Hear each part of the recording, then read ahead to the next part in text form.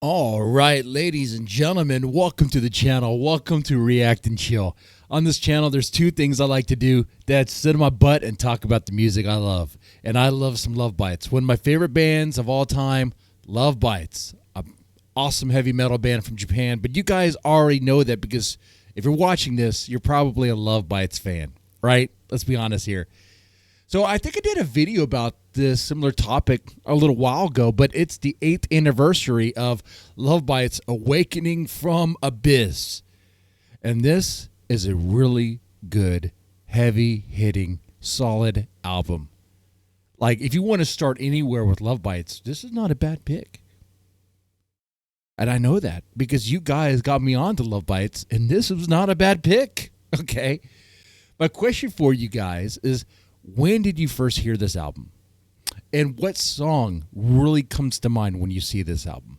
And there might be many songs that do. For me, that's what's going on. Now, to answer the question for you, with you guys, when did I first hear this album? That's a tough one. I know it was after... It was with this channel, with React and Chill. Because I didn't hear this album until after I had already reacted to a few of their songs, Shadowmaker being one of them.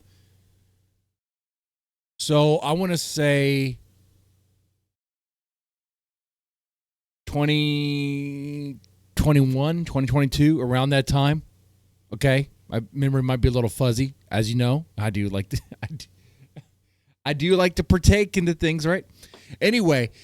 But the song that comes to mind, you have a lot of awesome songs here. Okay, a powerhouse of an album. The Awakening, just opening track there. But the Hammer of Wrath, very powerful. I would say cinematic sound that's just massive. It starts with that very like Egyptian sound in the beginning, really creating the tone, setting the tone of something massive, hard hitting. There's both a mix of power metal and just thrash metal kind of interwoven and just amazing. Warning Shot, this has a little bit of like the Motorhead energy with some Iron Maiden energy in it as well. Very fun song, very cool. I love it a lot. Shadowmaker, probably in my opinion, like one of the most iconic Love Bites songs of all time. It just has like this dark, brooding, slick, gothic sound to it that's just it's just beautiful, man. That boom, boom, boom, boom, boom, boom, boom, boom, boom, boom, boom, boom, boom. It's like when I hear that, I'm like, man, I don't know if I can get any harder than I am now. That might be TMI. Scream for Me. Very cool song. I love this song.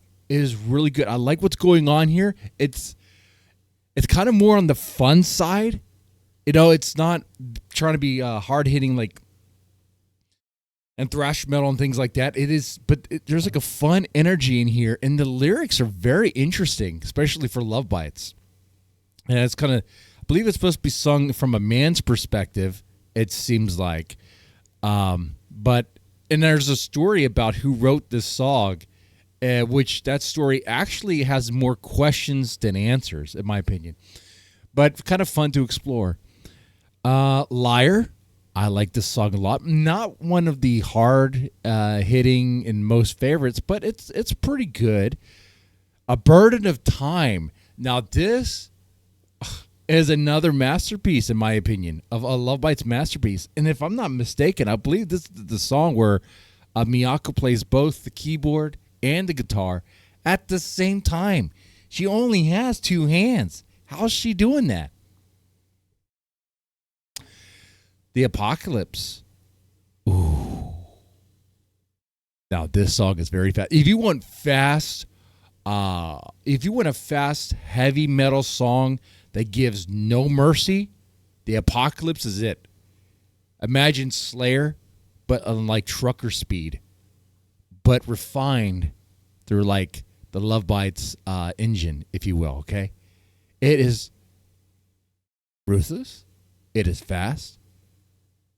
But it's also well made. It has a little bit of a beautiful touch to it. I want to say elegance. Inspire. Now, Inspire might not be one of the tracks that really comes to mind for you, or maybe it is. Inspire and Edge of the World kind of lean on the ballad side. Edge of the World more so. And I often hear that these two songs are not people's favorites. I would say between Inspire and Edge of the World, my pick would be Edge of the World, because I think it has a much more powerful delivery, especially at the end when you let it cook. You're like, what's going on here? You know, it's simmering, it's cooking, it's warming up.